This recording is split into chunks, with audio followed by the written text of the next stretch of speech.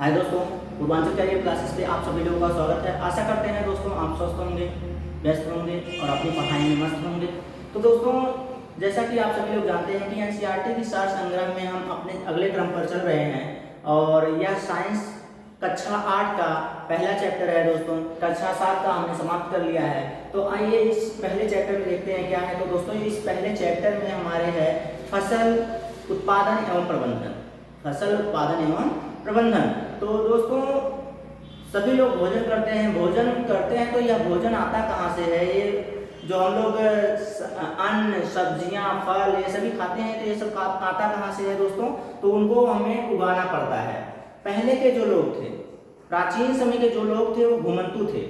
घूम घूम कर इधर उधर रहते थे, कच्चे फल खाते थे और कच्ची चीजें जो पाते थे वो खा लेते थे। फिर उसके बाद थोड़ा सा आगे निकले तो शिकार करके अपना भरण पोषण करना शुरू किया। शिकार करने के बाद धीरे धीरे वो फसल पर आए और आज का जो युग है वह फसल उत्पादित करते हैं। तो दोस्तों, भारत विभिन्नता का देश है। तो यहाँ पर विभिन्न प्रकार की जलवायु पाई जाती है, विभिन्न प्रकार का तापक्रम, और कहीं पर ताप अधिक, कहीं पर तापक्रम, कहीं पर आर्द्रता बराबर पाई जाती है। तो इस आधार पे देखा जाए तो विभिन्न प्रकार की फसलें भी पाई जाती हैं हमारे यहाँ दोस्तों। तो इसी पर आज हमें थोड़ी सी चर्चा करनी है दोस्तों। आज चर्चा करनी है। तो ये देखिए, मैंने आपको पहले ही बता दिया, लगभग 10,000 वर्ष पूर्व घुमंतु थे, तो उनको छोड़ दीजिए। तो आइए यहाँ देखते हैं। तो यहाँ क्या है दोस्तों? यहाँ पे है फसल। फसल कहते किसे हैं? जब एक ही किस्म के बीज को बड़े पैमाने पर उत्पादन किया जाए। जब एक ही किस्म के बीज को बड़े पैमाने पर उत्पादन किया जाए तो उसे फसल कहा जाता है। देखिए, जब एक ही किस्म के पौधे किसी स्थान पर बड़े पैमाने पर उगाए जाते हैं तो उसे फसल कहते हैं। मतलब कि जो बीज है उसको बड़े पैमाने पर किसी स्थान पर उगाया जाए तो उसी को हम लोग फसल कहते हैं। ठीक एक ही प्रकार का होता है। तो यहाँ पे देखा जाए दोस्तों, तो फसल हमारी कौन कौन सी होती है? जैसे धान की फसल है, अन्न है, सब्जियां हैं, फल हैं। तो अब इनमें भी हमारे वेरिएशन आता है, इनमें भी विभिन्नताएं आती हैं, फसलों में भी विभिन्नताएं आती हैं। तो वह देख लेते हैं हमारे क्या क्या फसलें हैं। तो दोस्तों देखिए, हमारे यहाँ फसलों को मोटे तौर पर दो भागों में विभाजित किया जाता है। कितने भागों में? दो भागों में मोटे तौर पर फसलों को विभाजित किया जाता है। और वह कौन कौन सी फसलें हैं आइए देखते हैं दोस्तों। कौन कौन सी फसलें हैं? तो हमारे पास दो प्रकार की फसलें हैं दोस्तों। ये फसलें हैं, दो प्रकार की फसलें पाई जाती हैं। आइए यहीं पर देख लिया जाए क्या अलग से लिखे।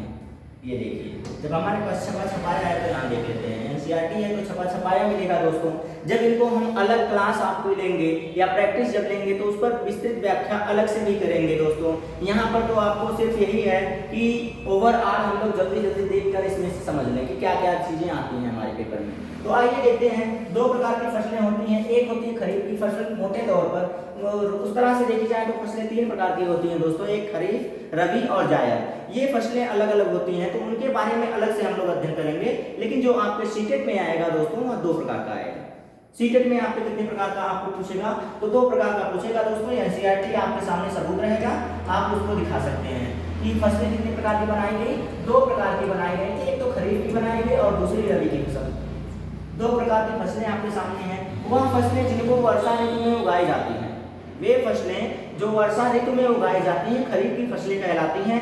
यह जून से सितंबर तक में बोई जाती हैं। जून से सितंबर तक में इन फसलों को क्या किया जाता है? इनका उत्पादन किया जाता है। देखिए, जून से सितंबर तक इनकी बुआई की जाती समानता या वर्षा ऋतु हमारी होती है यहाँ तक। और उसके बाद देखिए इसमें फसलें कौन कौन सी आती हैं? तो धान, मक्का, सोयाबीन, मूंगफली, कपास इत्यादि। अर्थात ये वह फसलें हैं जो बरसात में होती हैं। ये वह फसलें हैं जो वर्षा ऋतु में जिनका उत्पादन किया जाता है। वर्षा के साथ साथ तापमान भी अधिक होना चाहिए। वर्षा के साथ साथ यदि कहा जाए कि खरीफ की फसलों को उगाने के लिए क्या शर्त होनी चाहिए, तो खरीफ की फसल उगाने के लिए वर्षा के साथ साथ तापमान यानी कि आर्द्रता अधिक होनी चाहिए। क्या होनी चाहिए? आर्द्रता अधिक होनी चाहिए। किन किन फसलों को? तो खरीफ की फसलों में आता है धान, मक्का, सोयाबीन, मूंगफली, कपास इत्यादि फसलें जो हैं ये किसमें आती हैं, खरीफ की फसलों में आती हैं दोस्तों।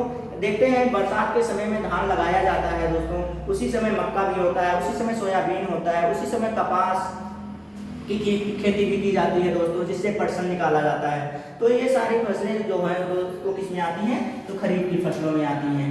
तो उसके बाद आता है दूसरे नंबर पे दोस्तों हमारे रबी की फसल। रबी की फसल अर्थात शीत ऋतु की फसल। अब देखिए रबी फसल किसमें आता है, देखिए अक्टूबर से मार्च तक। अक्टूबर में बोई जाती है, मार्च तक काट ली जाती है। यह फसलें अक्टूबर तक बोई जाती हैं और मार्च तक काट ली जाती हैं। तो यह कौन सी फसलें हैं दोस्तों, यह शीत ऋतु की फसलें हैं और इन्हें रबी की फसल कहा जाता है। और इन फसलों में आते कौन कौन से हैं, जैसे में गेहूं, चना, मटर, सरसों, अलसी आदि। गेहूं, चना, मटर, सरसों, अलसी आदि ऐसी फसलें जिनको कम जल की आवश्यकता होती है या कम जल और कम तापमान की आवश्यकता होती है, उसे हम लोग कौन सी फसल कहते हैं, रबी की फसल कहते हैं। कम जल और कम तापमान, कम जल प्लस कम तापमान की आवश्यकता जिसकी होती है उसे हम लोग क्या कहते हैं दोस्तों, उसे हम लोग रबी की फसल कहते हैं। कौन सी फसल कहते हैं, रबी की फसल कहते हैं। ठीक, तो ये हो गया हमारा रबी की फसल। और इसके अलावा देख लीजिए दोस्तों, इसके अलावा कई स्थानों पर दालें और सब्जियां भी उगाई जाती हैं। ठंडी के समय में आप देखते होंगे, ठंडी और देखिए ग्रीष्म में उगाई जाती हैं, ग्रीष्म में भी उगाई जाती हैं। तो ये दालें और सब्जियां आपको ठंडी में भी उगाती मिलेंगी, गर्मी में भी उगाते हुए मिलेंगी, तो दोनों समय में भी उगाती मिलती हैं। इसीलिए बाद में चलकर इन फसलों को 3 भागों में विभाजित किया जाता है। अभी तो 2 में है, फिर इसके बाद 3 में विभाजित कर दिया जाता है। जब 3 की जरूरत होगी तब हम लोग देख लेंगे। तो आधारिक रूप से देखिए फसल पद्धतियां, आधारिक रूप से फसल पद्धतियां। तो आधारिक रूप से जो फसल पद्धतियां हैं उनके बारे में देख लिया जाए। सबसे पहले फसल तैयार कैसे की जाती है, तो सबसे पहले उसका काम जो होता है दोस्तों, वहाँ क्या काम होता है, हेलो क्लास में है, बाद में करते हैं।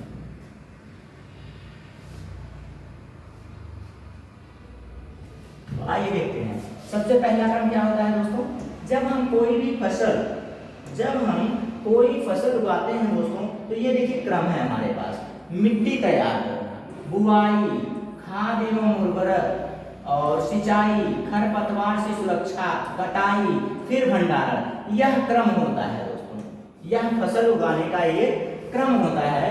फसल उगाने का क्रम कहाँ से शुरू होता है दोस्तों, सबसे पहले मिट्टी तैयार करते हैं, फिर बुआई करते हैं, फिर खाद एवं उर्वरक देते हैं, उसको सिंचाई करते हैं साथ ही साथ, और उसके बाद खरपतवार से सुरक्षा करते हैं, कटाई करते हैं, कटाई के बाद तब जाके उसको थ्रेसिंग करके उसका भंडारण किया जाता है। तो ये क्रम होता है दोस्तों हमारे फसल का, कृषि पद्धतियों का। अब देखिए सबसे पहला हमारा जो दिया है वह क्या दिया है, मिट्टी तैयार करना। तो दोस्तों मिट्टी तैयार करने में सबसे पहले मिट्टी को क्या किया जाता है, मिट्टी को उलट पलट दिया जाता है। सबसे पहले मिट्टी तैयार करने में सबसे पहला काम क्या किया जाता है दोस्तों, तो उसमें सबसे पहला काम किया जाता है जुताई। जुताई क्या होती है दोस्तों, तो जुताई में सबसे पहला काम क्या किया जाता है कि मिट्टी को उलट पलट दिया जाता है। मिट्टी को उलट पलट देने से जो उर्वरा होती है वो पूरी तरीके से उसमें मिल जाती है और मिट्टी भुरभुरी हो जाती है, पोला बन जाती है। जैसे कि आप इसमें लिखा हुआ पोली मिट्टी, देखिए पोली मिट्टी लिखा हुआ है, तो मिट्टी का पोली बना लिया जाता है, गहराई तक धंसा के उसको जोत दिया जाता है, जुताई कर दी जाती है मिट्टी की। और फिर उसके बाद देखिए मिट्टी को क्या किया जाता है, तैयार किया जाता है। अब जुताई क्यों होती है, जुताई इसीलिए होती है दोस्तों ताकि उसके जो मिट्टी है भुरभुरी हो जाए, पहला काम। दूसरे गैसों का विनिमय होने लगे, और तीसरा काम जो ऊपर उर्वरा शक्ति है, जो खाद आपने फेंकी हुई है, कंपोस्ट खाद फेंकते हैं, जो कार्बनिक खादों को फेंकते हैं, वह मिट्टी में पूरी तरीके से मिल जाए, नमी पूरी तरीके से मिल जाए उसमें, ताकि उसका अवशोषण आसानी से हो सके, उसके जो पौधे हैं, जो बीज हैं, वह आसानी से शोषण कर सकें दोस्तों। इसीलिए पौधे की जुताई की जाती है। ठीक है, तो आइए फिर आगे देखते हैं, आगे क्या है दोस्तों। तो आगे हमारे है ये देखिए, हाँ जुताई। देखिए मैंने कहा ना जुताई क्या होती है, तो जुताई आपके सामने देखिए, मिट्टी को उलटने पलटने एवं पोला करने की प्रक्रिया जुताई कहलाती है। ठीक, यानी कि सबसे पहला काम मिट्टी को तैयार करने में क्या किया जाता है कि मिट्टी की जुताई की जाती है, जिससे मिट्टी भुरभुरी हो जाए। भुरभुरी होने के बाद उसमें उर्वरा जो होती है वो पूरी तरीके से मिल जाए, नमी आर्द्रता जो होती है वह पूरी तरीके से मिल जाए, गैसों का विनिमय हो जाए, और जो कंपोस्ट होते हैं एनपीके होते हैं, यानी कि नाइट्रोजन, पोटेशियम और फास्फोरस, नाइट्रोजन, फास्फोरस और पोटेशियम होते हैं, वह पूरी तरीके से आपके मिट्टी में मिल जाएं ताकि बीज आसानी से उग सके। ठीक, तो ये काम होता है। अब उसके बाद देखते हैं दोस्तों, दिया है हल। क्या दिया है? हल दिया है। हल का उपयोग क्या होता है? हल का उपयोग दोस्तों यही देखिए, प्राचीन काल से हम लोग जुताई के लिए किसका प्रयोग करते हैं? खाद उर्वरा मिलाने के लिए, खरपतवार निकालने के लिए हम लोग जुताई करने के लिए हल का प्रयोग करते थे। प्राचीन समय में किसका प्रयोग करते थे? हल का प्रयोग करते थे दोस्तों। तो आइए इसके चित्र से समझा जाए दोस्तों, चित्र से ज़्यादा आपको समझ में आएगा। तो चित्र में आप लोग देखेंगे तो ये देखिए, यह है आपका हल, यह है हल आपका। इसके द्वारा क्या किया जाता है? खेत की जुताई की जाती है। खेत की जुताई की जाती है किसके द्वारा? तो हल के द्वारा। किसके द्वारा? हल के द्वारा जुताई की जाती है दोस्तों। अब ये जो हल है दोस्तों, ये देखिए नीचे इसके लोहे की फाल लगी होती है। ये फाल लोहे की तिकोनी फाल लगी होती है, जिसके द्वारा मिट्टी में धसा कर उसे बैलों के द्वारा देखिए खींचा जा रहा है। इसे सैफ कहते हैं, जिसे आप अपनी क्षेत्रीय भाषा में साफट कहते हैं। तो ये देखिए सैफ हो गया, ये लकड़ी का बना होता है, और ये हत्था होता है दोस्तों, जहाँ पे किसान पकड़े हुए होता है। देखिए किसान यहाँ पर अपने हाथ में यहाँ पर हत्था पकड़े हुए हैं, और यहाँ पे फाल धसा हुआ है। फाल देखिए यहाँ पर क्या हुआ है? धसा हुआ है, मिट्टी में धसा हुआ है। और ये देखिए यही अपना क्या है?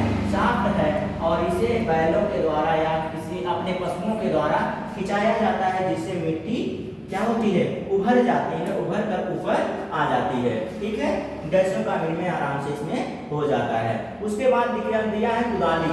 कुदाली दोस्तों हम लोग ज्यादातर कुदाली क्या जानते हैं? जिसको हम अपने हाथ से, हत्था लगा होता है, कुदाल से अपने हाथ से उसको मिट्टी को मिलाते हैं, गुड़ाई करते हैं मिट्टी की। तो वह कुदाली नहीं होती है दोस्तों। कुदाली इसमें जो दिया गया है वो देखिए किस तरह से दिया गया है, बैलों या मवेशियों के द्वारा खींचा जाता है।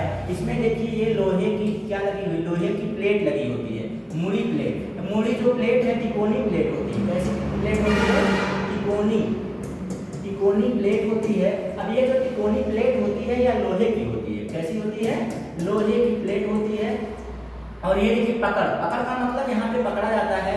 और ये देखिए ये लगा हुआ है इसमें साफ जिसे छड़ कहते हैं। देखिए यहाँ पे छड़ लिखा हुआ है, छड़ कहते हैं साफ। तो अब यह जो छड़ होता है यहाँ पर किसी जानवर या किसी मवेशी को लगा दिया जाता है, और यह जो तिकोना फाल है इसको धसा दिया जाता है मिट्टी में, और वह खींचते हुए लेके चला जाता है, और हमारी मिट्टी की जुताई होती चली जाती है। तो यह है दोस्तों अपना कुदाली।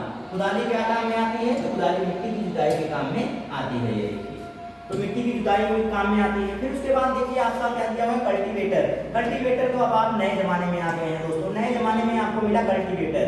ये कल्टीवेटर क्या होता है दोस्तों? तो ट्रैक्टर के द्वारा इसे जुताई की जाती है। कम समय में, कम मेहनत में ज्यादा से ज्यादा खेत को हम लोग ज्यादा खेत की जुताई कर लेते हैं। ये देखिए ये रहा कल्टीवेटर। कल्टीवेटर में फार लगा हुआ है दोस्तों। तो ये देखिए यही हमारा क्या है? कल्टीवेटर है। कम समय में कम श्रम से क्या करते हैं? लागत अधिक लग जाती है। लागत क्या होती है? लागत अधिक लगती है, बाकी आपका समय और श्रम दोनों बच जाता है खेत की जुताई में।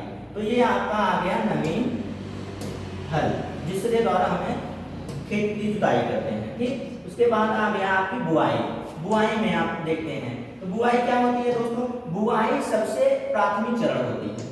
बुआई देखिए सबसे महत्वपूर्ण चरण होते हैं किसकी? फसल की। बुआई फसल उत्पादन का सबसे महत्वपूर्ण चरण है। अगर बुआई नहीं करेंगे दोस्तों, जुताई और निराई गुड़ाई का कोई मतलब नहीं है। बुआई जब तक नहीं करेंगे आप, क्योंकि बुआई नहीं करेंगे तो बीज आप उसमें बीजों का चयन नहीं करेंगे। अब देखिए इसमें क्या है? अच्छे बोने। देखिए बोने से पहले अच्छी गुणवत्ता वाले साफ एवं स्वच्छ बीजों का चयन किया जाता है। अब चयन करने के बाद तब जाके किसान अधिक उपज देने वाले बीजों को प्राथमिकता देता है। अब भाई मेहनत करोगे आप ज्यादा मेहनत करोगे तो सोचोगे कि कम उपज हो। कोई भी इंसान अगर मेहनत कर रहा है दोस्तों, वह यही सोचता है कि ज्यादा से ज्यादा उपज हो। तो ज्यादा उपज के लिए अच्छी फसल के अच्छी किस्म के बीज और अच्छी गुणवत्ता वाले बीज का आप क्या करेंगे, चयन करेंगे। तो उसी के बाद दिया है देखिए चयन, बीजों का चयन। देखिए दोस्तों बीजों का चयन हुआ है, तो बीजों का चयन क्या करेंगे आप, अच्छी गुणवत्ता और अच्छी किस्म की बीज का चयन करेंगे जिससे आपकी उपज जो है वो अच्छी हो। तो समझ में आया आपको? ठीक है दोस्तों, फिर आगे चलते हैं। तो यहाँ पे आपके आगे क्या है, परंपरागत औजार। परंपरागत औजार में पहला है दोस्तों हल। देखिए ये तरीका होता है बुआई करने का। हल के साथ ऊपर क्या होता है, ऊपर लगा देते हैं दोस्तों, ये क्या बोलते हैं, कीप लगा देते हैं। कीप में गिराते जाते हैं और साथ ही साथ बैलों के साथ बुआई होती जाती है। ये हमारा परंपरागत यानी पुराना है। और ये देखिए सीड ड्रिल। सीड ड्रिल से क्या होता है दोस्तों, आजकल सीड ड्रिल से ही बुआई की जाती है और बहुत आसानी से बुआई होती है। यहाँ पर बीजों को रख दिया जाता है। यहाँ पर क्या किया जाता है, बीजों को रख दिया जाता है और बीजों को रखने के बाद इसे ट्रैक्टर से खिंचवाया जाता है आराम से। क्या होता है कि आपकी जो बीज होते हैं वो ड्रिल की तरह से गिरते हुए गहराई में दूर दूर गिरते हुए चले जाते हैं और कम समय में आपकी बुआई हो जाती है। क्या काम है आपका सीड ड्रिल का। सीड ड्रिल क्या होता है दोस्तों, सीड ड्रिल आजकल बुआई के काम में ट्रैक्टर के साथ आता है। ठीक, ट्रैक्टर के साथ बुआई के काम में आता है, जो समान दूरी और समान गहराई में क्या करता है, अपने बीज को बुआई करता है। ये होता है सीड ड्रिल। सीड ड्रिल के बाद आ जाए, हाँ ये देखिए खाद एवं उर्वरक मिलाना। खाद एवं उर्वरक मिलाना। अब खाद एवं उर्वरक होता क्या है, सबसे पहले तो यही देखना है दोस्तों। खाद एवं उर्वरक वे पदार्थ जिन्हें मिट्टी में पोषक स्तर बनाए रखने के लिए मिलाया जाता है उन्हें खाद एवं उर्वरक कहते हैं। मतलब मृदा की उर्वरता जब कम हो जाती है ज्यादा बुआई करने से या फिर मिट्टी सूख जाने से उसकी उर्वरता हो जाती है कम, तो उसको बनाए रखने के लिए खाद एवं उर्वरक मिलाया जाता है जिससे मिट्टी की उर्वरा शक्ति बनी रहती है और हमारे जो बीज होते हैं वो अच्छे से तैयार हो जाते हैं। ठीक है दोस्तों, ये कार्य होता है हमारा इसका, तो खाद एवं उर्वरक का। खाद एवं उर्वरक के बाद आए दोस्तों, तो हम लोग देखिए खाद एवं उर्वरक। हाँ, खाद एवं उर्वरक में दोनों में अंतर क्या होता है उसको भी थोड़ा सा देख लिया जाए। तो खाद एवं उर्वरक में उसको भी देख लिया जाए कि क्या होता है, क्या अंतर होता है दोनों में। खाद में क्या अंतर होता है और उर्वरक में क्या अंतर होता है। देखिए अब उर्वरक और खाद दोनों में अंतर क्या है।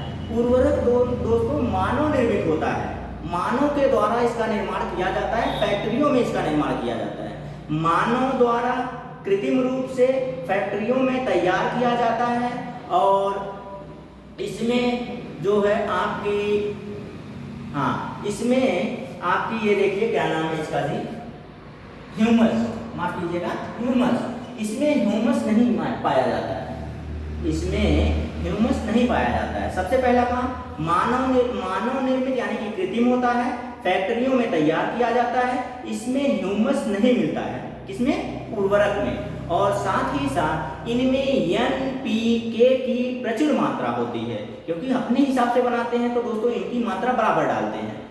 हम फैक्ट्रियों में तैयार करते हैं ना उर्वरक को जब हम लोग फैक्ट्रियों में तैयार करते हैं तो दोस्तों इसमें एनपीके यानी कि नाइट्रोजन, फास्फोरस, पोटेशियम, इन तीनों की प्रचुर मात्रा इसमें डालते हैं, इसमें उर्वरक में। ये देखिए 4 पॉइंट आपके सामने दिया होगा और 4 पॉइंट हमने आपको पहले ही बता दिया। क्या क्या बताया हमने पहले बताया उर्वरक मानव निर्मित है यानी कि कृत्रिम है, मानव निर्मित यानी कि कृत्रिम, मानव द्वारा निर्माण किया गया। कहाँ निर्माण किया जाता है, फैक्ट्रियों में। और उसके साथ साथ क्या, ह्यूमस इसमें नहीं पाया जाता है, ह्यूमस यानी कि आर्द्रता इसमें नहीं पाई जाती है, ह्यूमस। ठीक, ह्यूमस यानी कि हमारा जो प्राकृतिक स्रोत है वह इसमें नहीं पाया जाता है। और पादप पोषकों, उर्वरक में पादप पोषकों जैसे एनपीके का मतलब नाइट्रोजन, फास्फोरस और पोटेशियम प्रचुर मात्रा में पाया जाता है। यह है आपका उर्वरक हो गया। अब उसके बाद आते हैं आपके उर्वरक के बाद खाद पर। तो खाद क्या होती है दोस्तों, यह प्राकृतिक रूप से प्राप्त की जाती है, गोबर एवं पौधों के अवशेषों के विघटन से प्राप्त होता है।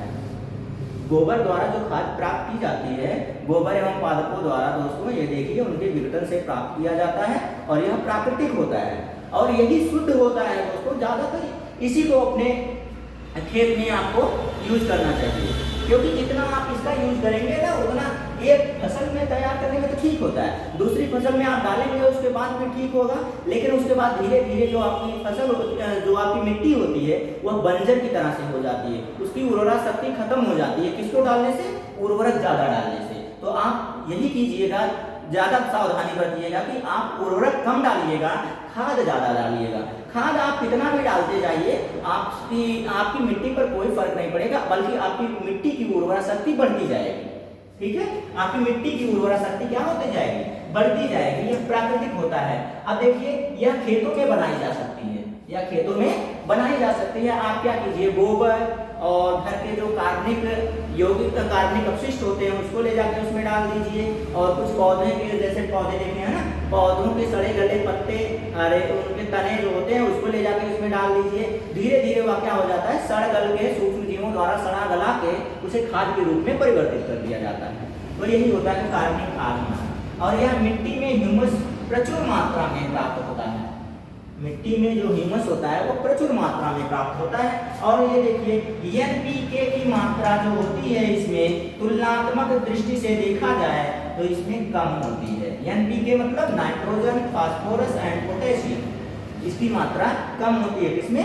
खाद में। तो दोस्तों आशा करते हैं आपको बहुत अच्छे से समझ में आएगा, दोनों में क्लैरिफिकेशन हुआ और दोनों में आपको आसानी से समझ में आया होगा। खाद से लाभ, देखिए खाद के लाभ क्या है दोस्तों। तो खाद के लाभ अब आराम से आपको हम बता सकते हैं। देखिए, जैविक उर्वरक है, इसकी अपेक्षा देखिए जैविक खाद उर्वरक की अपेक्षा अधिक अच्छी मानी जाती है। मैंने पहले ही बताया, आप उर्वरक की जगह पर अपने खेतों में खाद डालने का प्रयास किया कीजिए, क्योंकि यह खाद जब डाली जाती है दोस्तों तो मिट्टी को भुरभुरी रखती है, मिट्टी की उर्वरा शक्ति को बनाए रखती है। मिट्टी को जब भुरभुरी रखती है और फुलफुली रखती है तो दोस्तों गैसों का विनिमय आराम से हो सकता है, गैसों का जो विनिमय होता है वह आराम से हो सकता है। ठीक है, इतना गुण मैंने आपको पहले ही बता दिया। और रंध्रों, जो मिट्टी में रंध्र होते हैं, फुलफुली होने का मतलब क्या होता है, मिट्टी में रंध्र बने रहते हैं, इसके किसकी वजह से? खाद की वजह से। तो आइए इसी में यह लिखा होगा, सारी चीजें आपको इसमें मिल जाएंगी। देखिए, आपको इससे मिट्टी जल धारण क्षमता वृद्धि होती है, मिट्टी में जल धारण की क्षमता में वृद्धि होती है। क्यों? क्योंकि मिट्टी जो है आपकी वो क्या होती है, भुरभुरी हो जाती है, उसमें रंध्र बन जाते हैं, बने रहते हैं, रंध्र बने रहते हैं, इसीलिए जल धारण की क्षमता बढ़ जाती है। और दूसरे मिट्टी भुरभुरी सरंध्र हो जाती है, जिससे गैसों का विनिमय होता है। मैंने आपको पहले ही बताया है। तो आप किताब देखने से अच्छा है कि आप मेरा लेक्चर सुनते रहिए, आप ध्यान से मुझको सुनते रहिए। मैं आपको उसके जो की पॉइंट है उसको पहले से ही बता देता हूँ, किताब में देखने की आपको जरूरत नहीं पड़ सकती। देखिए, हो गया सारा कुछ। अब उसके बाद सिंचाई। सिंचाई का मतलब समय समय पर अपनी फसल को जल देने की क्रिया जो होती है उसको, उसी को सिंचाई कहा जाता है। समय समय पर अपनी फसल को जल देने की क्रिया को सिंचाई कहते हैं। अब सिंचाई की कुछ विधियां भी हैं दोस्तों, सिंचाई की कुछ प्राचीन विधियां भी हैं और कुछ नवीन विधियां भी हैं। प्राचीन विधियां जैसे रहट हो गया, ढेकली हो गई, चैन पंप हो गया, इसके द्वारा पहले क्या किया है, सिंचाई की जाती थी। लेकिन अब ड्रिप विधि द्वारा किया जाता है, छिड़काव विधि द्वारा किया जाता है। तो दोस्तों ये विधियां हो गई। अब देखिए उसी पर चर्चा करनी पड़ेगी हमें, जो हमने आपको बता दिया उसी पर आगे चर्चा करते हैं थोड़ा थोड़ा इसके हिसाब से। आपके मैंने कह दिया, मैंने क्या कहा आपको कि सिंचाई कैसे की जाती है। तो समय समय पर अपने फसल को जल देने की जो विधि होती है उसी को सिंचाई कहते हैं। अच्छा, इधर हो गया, ये अपना हो गया सिंचाई के स्रोत। सिंचाई के स्रोत का मतलब दोस्तों हम लोग सिंचाई किन जगहों से जल को प्राप्त करके अपने खेतों में लाते हैं, यानी कि उसके स्रोत कहाँ से सिंचाई की जाती है, कहाँ से सिंचाई की जाती है। ये देखिए, कुएं के द्वारा सिंचाई, मतलब कुएं से पानी निकालकर अपने खेतों में डाला जाता है। दूसरा, जलकूप द्वारा, तालाब झील द्वारा, नदियों द्वारा, बांध द्वारा, नहर द्वारा, इनके द्वारा हम लोग क्या करते हैं, सिंचाई करते हैं। ठीक, ये हो गया सिंचाई के स्रोत। सिंचाई के स्रोत के बाद अगला क्या आता है दोस्तों, अगला देख लीजिए आपके सामने है। तो अगला देखिए यहाँ पे दिया है मोर।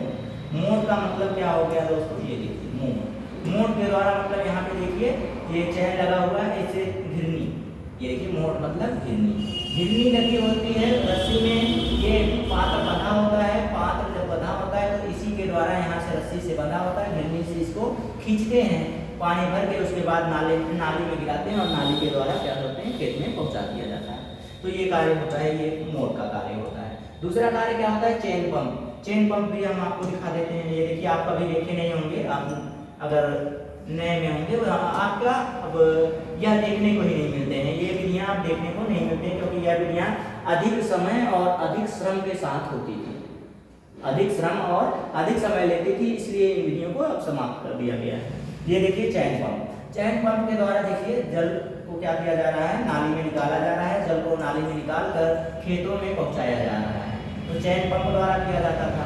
अब चैन पंप के बाद ये देखिए टेकली है, टेकली यहाँ पे वजन बांध कर उत्तोलक विधि, उत्तोलक यंत्र भी इसको कहते हैं। अगर आपको कह दिया जाए उत्तोलक यंत्र वाला क्या कौन सी सिंचाई है, तो उत्तोलक यंत्र की सिंचाई कौन सी है दोस्तों, तो उत्तोलक यंत्र की सिंचाई ढकली होती है। देखिए उत्तोलक का इसमें प्रयोग किया गया है, यहाँ पर भार बांध दिया गया है, इसको जब उठाएंगे तो बाल्टी डूब जाएगी, इसको दबाएंगे तो बाल्टी ऊपर आ जाएगी और पानी निकाल देंगे। तो ये क्रिया होती है आपकी ढकली, और उत्तोलक विधि भी इसी को कहते हैं। ठीक, तो उत्तोलक विधि भी हो गई आपकी। उसके बाद आपका ढकली के बाद क्या आ गया दोस्तों, ये देखिए आपका आ गया रहट। रहट दोस्तों ये देखिए यहाँ पर लगा होता है, और इसके बाद इसको रहट में क्या किया जाता है, तो वृत्ताकार पथ पर किसी बैल को या खुद से मवेशियों के द्वारा घुमाया जाता है। जब इसको बार बार घुमाया जाता है तो यहाँ पे देखिए चरखी चलती रहती है और पानी निकलता रहता है। जब पानी निकलता रहता है तो दोस्तों ये पानी गिरता रहता है और नाली के द्वारा अपने खेत में पहुँचाया जाता है।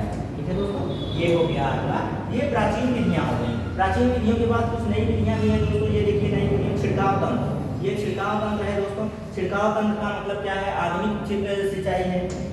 छिड़काव तंत्र क्या है, ये आधुनिक सिंचाई है, आधुनिक सिंचाई है। ये दोस्तों असमतल जमीन पर इसकी अच्छी विधि होती है, या एक अच्छी विधि होती है। और कहाँ पे होती है, असमतल मिट्टी पर, असमतल मिट्टी पर इससे सिंचाई की जाती है। या जो विधि है, कौन सी विधि, छिड़काव विधि। छिड़काव विधि में दोस्तों ऊपर नोजल लगा हुआ है, नोजल लगा होता है, और जो नोजल चारों तरफ क्या होता है, घूमता रहता है। चारों तरफ जब घूमता रहता है दोस्तों, तो इस छिड़काव विधि द्वारा जैसे बारिश नहीं की जाती पौधों पर, तो बारिश की तरह से इस पर किया जाता है। ठीक, बारिश की तरह से सिंचाई की जाती है। तो ये हुआ आपका छिड़काव तंत्र। छिड़काव तंत्र के बाद आपके सामने आएगा दोस्तों ड्रिप विधि। कौन सी विधि, ड्रिप विधि। तो ड्रिप विधि कहाँ गई दोस्तों, हाँ ये देखिए ड्रिप तंत्र। ये जो ड्रिप तंत्र है दोस्तों, इसे पौधों के जड़ों में सीधा पानी को पहुँचाया जाता है, कम समय में, कम समय, कम लागत, कम समय कम लागत के द्वारा, और कम जल भी इसके द्वारा खर्च किया जाता है। क्यों, क्योंकि यह पौधों की जड़ों में डायरेक्ट पानी पहुंचाया जाता है। किसके द्वारा, ड्रिप विधि द्वारा। देखिए यहाँ पे ड्रिप विधि आपको लगाई गई होगी, दिखा दे रहे हैं, ये देखिए ड्रिप विधि कहाँ गई, ये तो छिड़काव विधि है, खरपतवारनाशी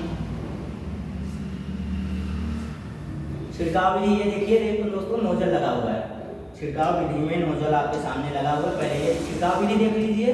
छिड़काव विधि में क्या है, यहाँ से नालियों के द्वारा पाइप लगी है और यहाँ पे नोजल लगा हुआ है और इससे छिड़काव हो रहा है, इसी तरह से किया जाता है। फिर इसके बाद इसके नीचे वाला जो है वो आपका है ड्रिप विधि। ये देखिए डायरेक्ट आपके पौधे की जड़ों में पानी को पहुँचाया जाता है, इसी को कहा जाता है ड्रिप विधि। और यह आधुनिक सिंचाई की विधियाँ हैं। ठीक है दोस्तों। अब इसके बाद आ गया खरपतवार से सुरक्षा। तो अब अगर आप अपनी फसल की सुरक्षा नहीं करेंगे, अपनी फसल की सुरक्षा यदि आप नहीं करेंगे तो फसलों में आपके विभिन्न प्रकार के रोग लग जाएंगे। दोस्तों ध्यान देखिए, खरपतवारनाशी इसीलिए छिड़काव किया जाता है खरपतवारनाशी का, जिससे फसल आपकी सुरक्षित रह सके। ठीक है दोस्तों, इसको हमने पहले भी पढ़ा दिया है, इसलिए इसमें कुछ खास रहा नहीं। अब ये जो चैप्टर है दोस्तों आपका हमारे देखने में हो गया समाप्त। बस आज के लिए इतना ही दोस्तों, धन्यवाद। देखिए आपका लेसन यहीं पे समाप्त हो।